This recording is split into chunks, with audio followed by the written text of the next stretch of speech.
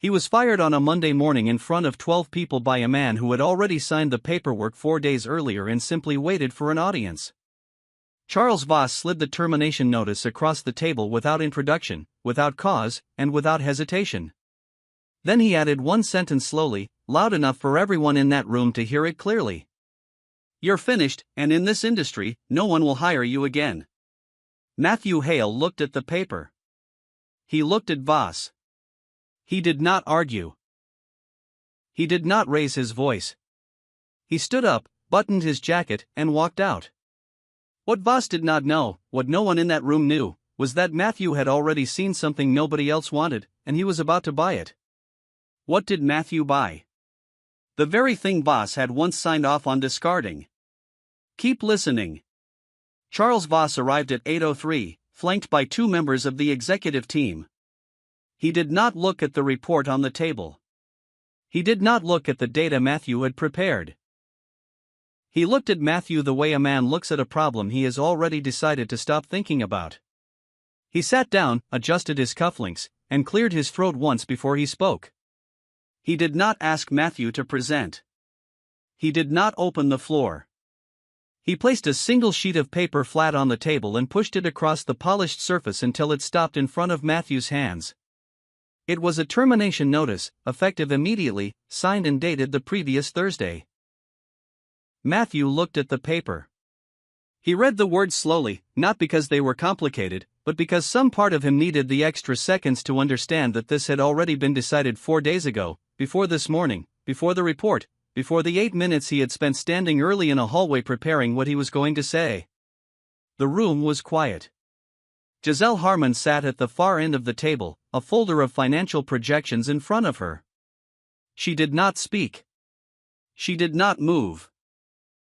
But her right hand closed slowly around the edge of that folder, pressing it flat against the table until her knuckles went pale. Voss leaned back. His voice was calm, precise, carrying just enough volume to be heard by every person in that room. "You're finished, Matthew. And I'll be honest with you.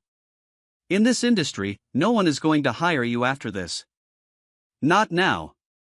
Not in 5 years." He said it the way a man delivers a verdict, not a warning. Final. Sealed. Matthew looked at the termination notice one more time. Then he looked at Charles Voss. He did not raise his voice. He did not argue. He folded the paper once, placed it inside the cover of the 41-page report he had stayed up until 2 in the morning to write, and stood up from the table. He picked up his jacket from the back of the chair, buttoned the middle button, and walked out of the conference room without looking back. The packing took less than 30 minutes. 2 years of work fit into one standard moving box. A stapler, a framed photograph of Lucas at the beach, a small cactus someone had given him as a joke about resilience, and a USB drive with backup files. Security escorted him to the elevator with the practiced politeness of people who had done this before and would do it again. The lobby doors opened to a gray Tuesday sky, and Matthew Hale walked out of Corway Logistics with a cardboard box under one arm and his phone buzzing in his pocket. He answered without looking at the screen. "Dad," said the small voice on the other end. "What are we having for dinner tonight?" "I want the pasta with the round things." Matthew stopped on the sidewalk, adjusted the box. "Tortellini," he said. "Yeah, we can do that." The 3 weeks that followed had the particular quality of water draining slowly from a sink. Not dramatic, not sudden, just a steady, quiet disappearance of possibilities.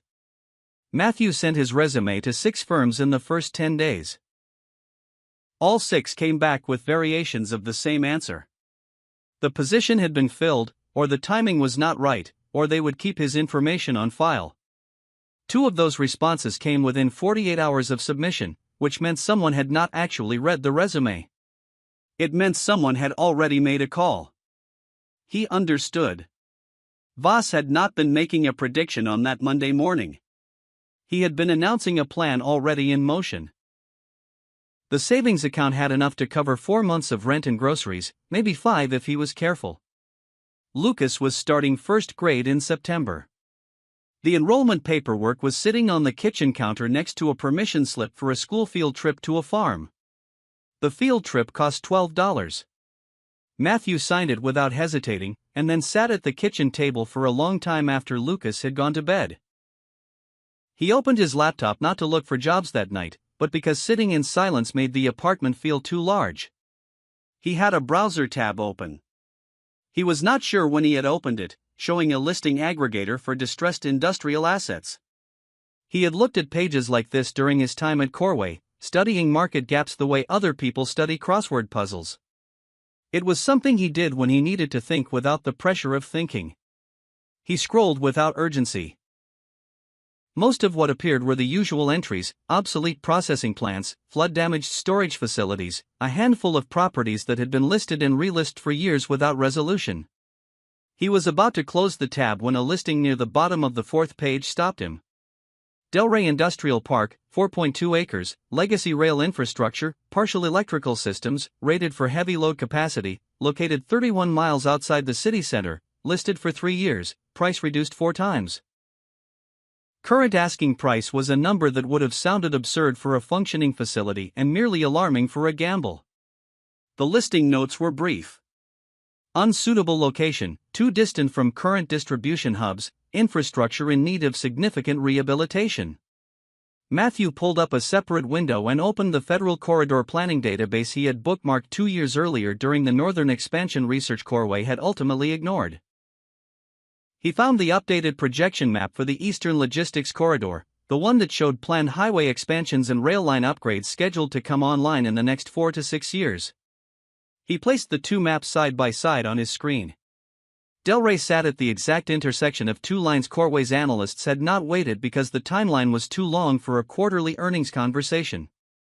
In 4 years, maybe 5, that location would not be 31 miles from a distribution hub. It would be at the center of one. Matthew stared at the screen for a long time. He closed the laptop. He looked up at the ceiling in the dark. He thought about the 41-page report sitting in a box in his closet. He thought about the field trip permission slip on the counter. He thought about the word finished said in a room full of people who had written it down before he walked in. Then he thought about what it meant that a 4.2-acre logistics facility with rail infrastructure and heavy load capacity had been available for 3 years and nobody had bought it. He opened the laptop again. Benjamin Cole lived in a brownstone 15 minutes from downtown and had spent 32 years in industrial real estate before deciding at 62 that he was done sitting in offices. Matthew had met him once at an infrastructure conference 4 years earlier, had kept his contact information in a file labeled People Worth Knowing, and had never used it. He used it now. They met at a diner on a Wednesday morning. Benjamin was the kind of man who ordered black coffee, read the menu, even though he clearly already knew what he wanted, and said very little until he had something worth saying. Matthew laid out the Delray analysis on the table between the coffee cups, the location data, the corridor projections, the timeline, the current price. He did not ask for money. He asked for an honest assessment. Benjamin read in silence for several minutes. He looked at the map. He looked at the projection data. He set the papers down and looked at Matthew. "Who else has looked at this?" he asked. Nobody who understood what they were looking at. Benjamin picked up his coffee. He looked at the papers one more time, then at the window, then back at Matthew. "You know the infrastructure rehabilitation alone is going to eat most of what you have." "I know. And the timeline before this becomes what you think it becomes is 3 to 5 years minimum. That's 3 to 5 years of carrying costs, thin margins on short-term tenants, and zero guarantee the corridor development happens on schedule." "I know that, too." Benjamin set down his cup. He said nothing for a moment. And in that silence, Matthew could hear the diner around them, the sound of plates, someone laughing near the window, the coffee machine running a cycle. Then Benjamin made a sound that was almost a laugh and wasn't quite. "The price they're asking for that property," he said slowly, "is either a gift or a trap, depending on whether you know the difference between a bad location and a location that isn't ready yet." "I think I know the difference." "I believe you." Benjamin folded his hands on the table. I'll put in as a minority partner, enough to cover the electrical rehabilitation and 6 months of operating reserve. You run everything. He paused. But Matthew, if you're wrong about the corridor timeline, this hurts both of us. If I'm wrong, Matthew said, I'll own it. The closing happened on a Friday afternoon in a small notary office on the second floor of a building that smelled like carpet cleaner and old paper. The title transfer document was 14 pages. Matthew sat across from the seller's representative and signed where indicated, initialed where indicated, and did not rush. Lucas sat in a chair by the door, his feet not quite reaching the floor, drawing on the back of a blank sheet of paper the receptionist had given him. He was drawing a truck, large wheels, a long trailer, a driver in the cab who appeared to be wearing a cape. Matthew signed the last page and capped the pen. He looked at his son across the quiet room for a moment before standing. In the parking lot, Lucas looked up. Did you buy the big warehouse, Dad? I bought something people gave up on, Matthew said. We're going to find out if they were right to. Lucas considered this very seriously, the way 6-year-olds consider things that feel important. What if they were right?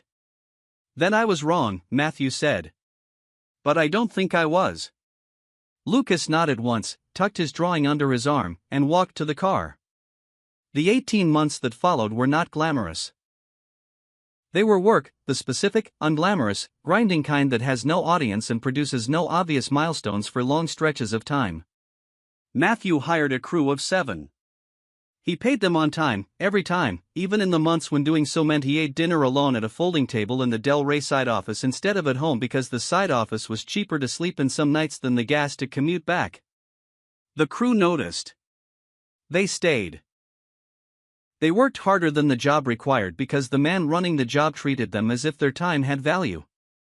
The electrical systems came first, 3 months of rewiring and panel replacement that cost more than the estimate and took longer than the schedule. Then the loading dock reinforcements. Then the rail connector inspection and partial replacement. Then the floor resurfacing in the main bay. Matthew did what he could himself and contracted what he couldn't. He learned things during that period that he had not known before, the specific way rail tie bolts corrode in high humidity environments, which suppliers could be trusted to deliver on a revised timeline, and which ones needed a deposit hold to stay honest, how to read a structural load report without a civil engineer translating it for him. By month 11, Del Rey had 3 active tenants, small and mid-sized companies that needed affordable regional transit staging. None of the 3 contracts were large. Taken together, they covered operating costs and a thin margin. It was not a victory. It was evidence. He received an email in month 13 from a former Corway colleague, someone who had kept in touch carefully through the kind of periodic check-ins that contain more information than they appear to. The email mentioned, in passing, that Corway had signed a northern expansion contract and was now looking for third-party logistics partners along the eastern corridor to support the rollout. Matthew read the email twice. He saved it in a folder he labeled reference. He did not reply. He went back to reviewing load capacity projections for the second bay renovation. Benjamin came to the site in month 15. He walked the full perimeter without speaking, looked at the loading docks, checked the rail connector spur, stood in the center of the main bay, and turned in a slow circle as if taking inventory of the space above his head. When he came back to where Matthew was standing, he said nothing for a moment. "I called you a crazy person when we first sat down," Benjamin said finally. "You did." "I was being imprecise." He looked around the bay one more time. "You're not crazy. You're just operating on a timeline that makes everyone else uncomfortable." Giselle Harmon had been promoted to CFO at Corway 8 months after Matthew's departure. She was good at her job, disciplined, thorough, and precise in the way that made other people in the building either respect her or be quietly afraid of her, depending on what she had most recently found in their numbers. She had not thought about Matthew Hale in any sustained way in those 8 months. She had thought about the meeting. She thought about it occasionally, the way you think about something you watched happen and chose not to interrupt, not with guilt exactly, but with the low-frequency awareness that a choice was made. When Voss assigned her to evaluate third-party logistics partners for the northern expansion rollout, she took the task seriously. She built a scoring framework. She identified 15 potential facilities. She sent her team to do preliminary assessments on the top 8.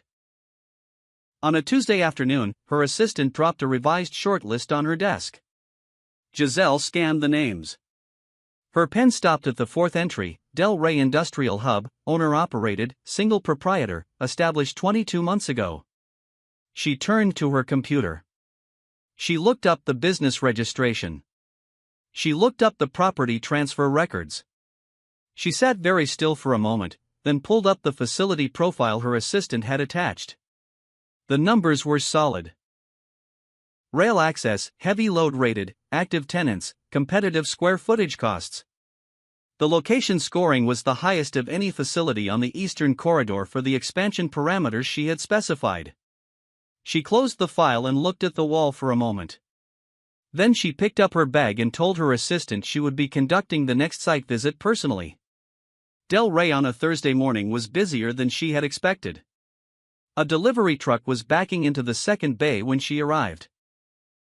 2 men in safety vests were running a forklift through the loading corridor. The site had the texture of a place that had been built by someone who intended to keep it, not flipped, not staged, not prepared for a visit.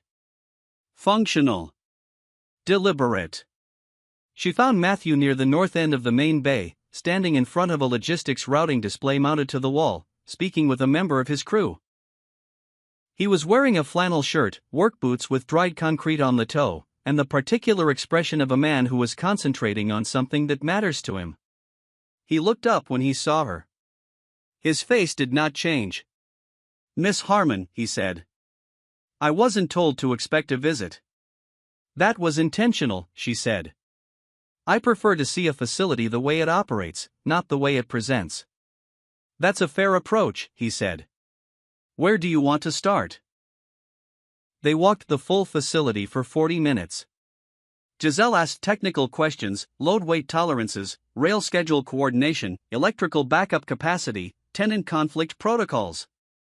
Matthew answered every question directly, without hesitation, without embellishment. He did not ask her what she was really doing there. He did not reference the conference room on the 24th floor.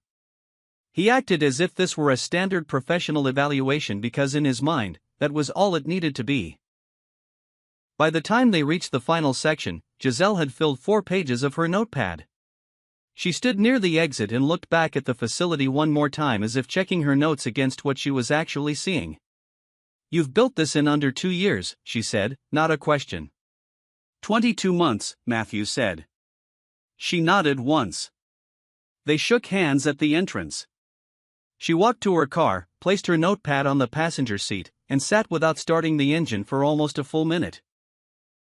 The facility was not just adequate. It was the best option she had evaluated by a margin that was not particularly close. She tapped her fingers once against the steering wheel. Then she started the car. The report she submitted to Voss 3 days later placed Del Rey in the top tier, rated first among 7 finalists based on location scoring, infrastructure quality, and cost efficiency. She wrote the recommendation carefully and without editorial comment, letting the data carry the weight. She presented it to Voss on a Friday morning. He read until he reached the 4th line of the executive summary where the facility name appeared. His expression did not change dramatically.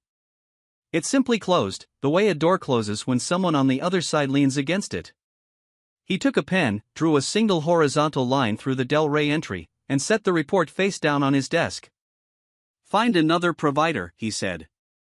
Giselle had expected this. She had told herself on the drive-in that she would not push, that she would accept the decision and move it through process. But looking at the line through the data she had gathered, she found she could not make herself say yes without asking the obvious question. "The recommendation is based on a scoring framework you approved in September," she said. "If there's a specific deficiency in the Del Rey evaluation, I'd like to address it." Voss looked at her with the particular patience of a man who was not actually patient. "My reason," he said, "is that I said no." She left his office. She sat at her desk and looked at the expanded corridor map on her screen, the same federal projection data that she had pulled 3 times since evaluating Del Rey, trying to understand why that location scored so strongly. She understood it now. She had understood it the moment she walked the facility and saw how the rail connector aligned with the plan line extensions. Matthew had bought a piece of land that was worth almost nothing in the present and placed an extremely calculated bet that it would be worth a great deal in the near future. He had done that with his savings after being fired in a room full of people who watched it happen, after being told by the man who fired him that he was finished, and he had been right. She picked up her phone. She looked at the number for a long time before she pressed it. Matthew answered on the second ring. "This is going to sound strange," Giselle said, "but I think you should know your facility may be removed from the Corway shortlist, not based on the evaluation, based on something else." There was a silence on the other end of the line, not the silence of surprise, the silence of a man who was deciding whether the information changes anything. "Thank you for telling me," Matthew said. "You're not angry. Being angry doesn't change the information. The information does." Another pause. Giselle pressed the phone slightly harder against her ear. "What are you going to do with it?" "I'm not sure yet," Matthew said. "But I appreciate the call, Ms. Harmon." "I mean that." The call lasted 4 minutes and 30 seconds. When it ended, Giselle set her phone on her desk and looked at the ceiling for a moment. She thought about the 41-page report that had been sitting on the conference table on a Monday morning 2 years ago. She thought about the way he had stood up and buttoned his jacket before walking out. She thought about what it meant to know something true and still choose not to say it. She thought about that for a while. Matthew opened his laptop after the call and pulled up the email address for Eleanor Marsh. Eleanor had been on the Corway board for 11 years. She was not a sympathetic figure in the conventional sense. She was direct, data-driven, and not particularly interested in what people felt about their situations. What she was, Matthew knew from 3 years of working alongside her on a restructuring project, was interested in numbers that told the truth. He did not write to her as a man who had been wronged. He wrote to her as an analyst who had identified a material risk to the company's expansion projections. He attached a 20-page document. No cover letter, no biography, just the data. The Nortec Supply Chain Group came to Del Rey without being invited. They had found the facility through infrastructure data, the same federal projection mapping that Matthew had used, cross-referenced against private investment scouting criteria. A team of 4 arrived on a Tuesday morning and spent 3 hours walking the property. They asked the same kind of questions Giselle had asked. And Matthew gave them the same kind of answers, complete, specific, and unhurried. The team lead was a woman named Diana Forsyth. She shook Matthew's hand at the end of the walkthrough and said she would be in touch by the end of the week. She was in touch by the following Wednesday with a letter of intent for a long-term regional anchoring contract. Matthew signed the letter of intent that afternoon. He took Lucas out for tortellini that evening. And when Lucas asked why they were celebrating, Matthew said they were not celebrating exactly, they were marking something. "What's the difference?" Lucas asked. "Celebrating is for when something's over," Matthew said. "Marking is for when something's starting."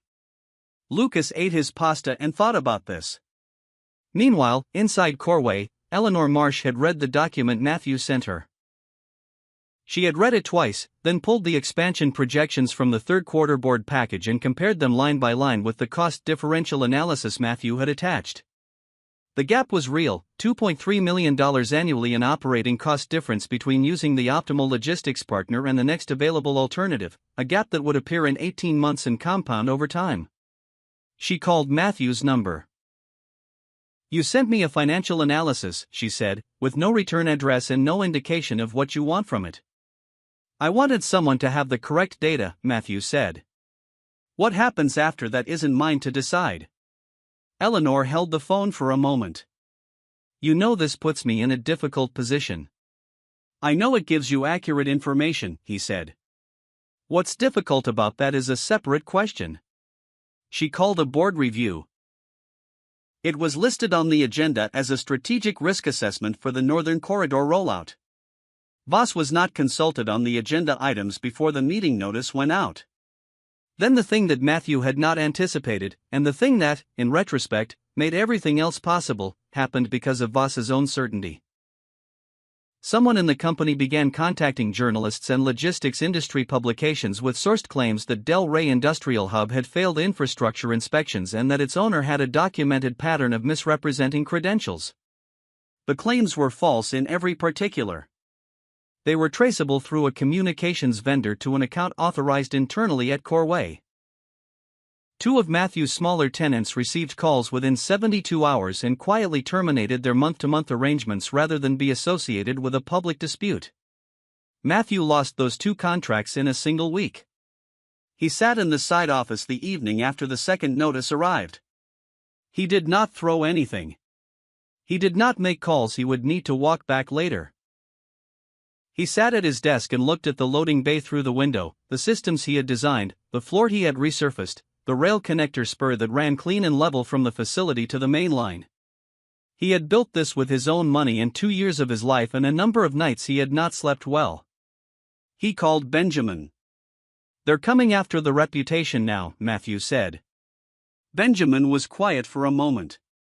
"How bad?" "Lost 2 tenants.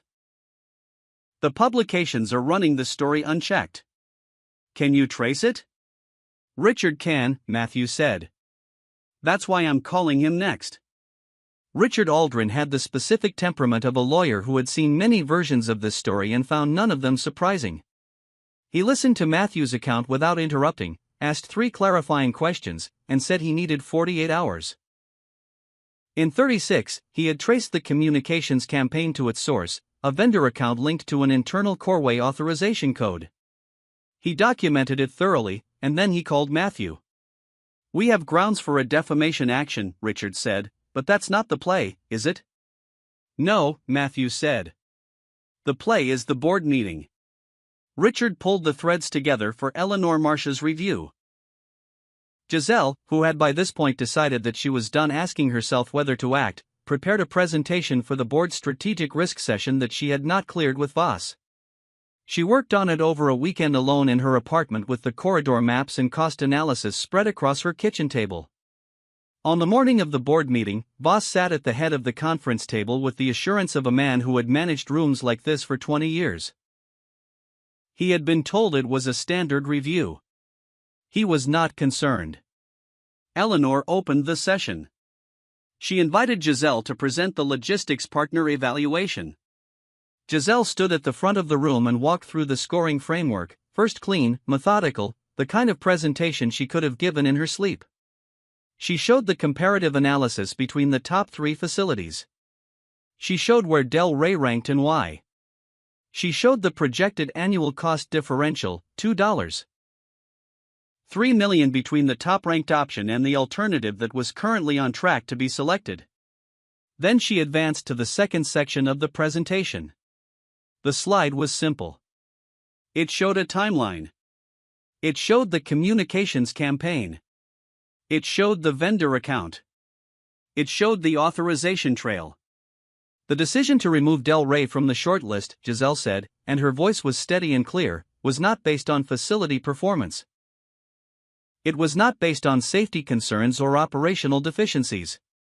Those claims, now circulating in the press, are unsupported by any inspection record and originated from an internal authorization at this company. She paused. The cost of that decision, in operational terms, is $2.3 million per year. The cost in legal exposure is something Mr. Aldrin can speak to if the board chooses. The room was quiet. Not the quiet of a room where nothing is happening, but the quiet of a room where everyone has stopped pretending something is not happening. Eleanor looked down the table. "Charles," she said, in the tone of someone who does not need to raise their voice to make a statement land, "is there anything you'd like to address?" Voss straightened in his chair. "The board does not run this company," he said. "I do." Eleanor looked at him for a moment. "The board selects who runs this company," she said. "And the board reviews that selection when presented with material evidence of decision-making that exposes the company to financial and legal risk." She turned to the other members. "I'd like to call a procedural pause." Charles Voss was placed on administrative suspension pending an internal review that afternoon. It was processed quietly, the way these things are when the evidence makes argument pointless. He did not make a scene. He left the building at 4:17 in the same suit he had worn to the meeting. Nortec's contract with Del Rey was finalized the following Monday. It was a 3-year regional anchoring agreement with 2 optional extension periods. The press release Nortec issued mentioned Del Rey by name and identified it as the anchor facility for the Eastern Corridor expansion. Within 10 days, Matthew received preliminary inquiries from 3 additional logistics operators. 2 of them were companies he had contacted 18 months earlier and been politely declined. He returned each call the same day he received it. He did not issue any public statement about Voss. He did not speak to any of the journalists who called. He had Richard send a brief factual correction to the publications that had run the defamation campaign, and then he returned to the work of running a growing facility. Giselle tendered her resignation from Corway 6 weeks after the board session. It was accepted without a counteroffer, which she had expected. She had spent the weeks between writing her own version of the conversation she needed to have with herself about what kind of work she wanted to do and what kind of person she wanted to do it for. The answer, when she finally let herself say it plainly, was not complicated. She reached out to Matthew by email professionally to let him know she was no longer with Corway and that she was available for independent consulting engagements. She was precise and brief in the way she was with everything, and she included a sentence at the end that had taken her longer to write than the rest of the email combined. She wrote that she was sorry she had not said something sooner. She did not elaborate. Matthew replied within an hour. He said he appreciated the email. He said he was expanding and that there were problems she might find interesting. He said she should come see the facility when she had a chance. She came on a Thursday morning, 6 months after the board session, on a day when the eastern light came across the loading bay in a way that made the new flooring look like it had been there for years. She was not there as an evaluator. She was not there to assess anything. She carried a cup of coffee and a folder under her arm, and she walked through the entrance with the ease of someone who had decided they were no longer a stranger to a place. Lucas was there because it was a school holiday and Matthew had no one else to watch him. He was sitting in the side office with a set of toy trucks arranged on the floor in what appeared to be a very deliberate pattern. He looked up when Giselle came in and studied her with a directness that only children who are not yet embarrassed by curiosity can manage. "Are you bringing Dad coffee?" he asked.